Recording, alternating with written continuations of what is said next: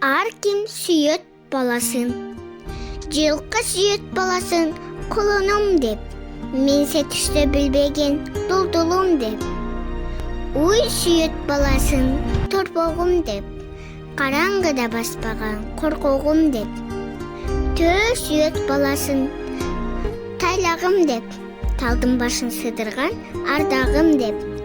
Қой сүйет баласын қонырым деп. Сойса сатса білбеген момыным деп. Ичкі сүйет баласын улағым деп.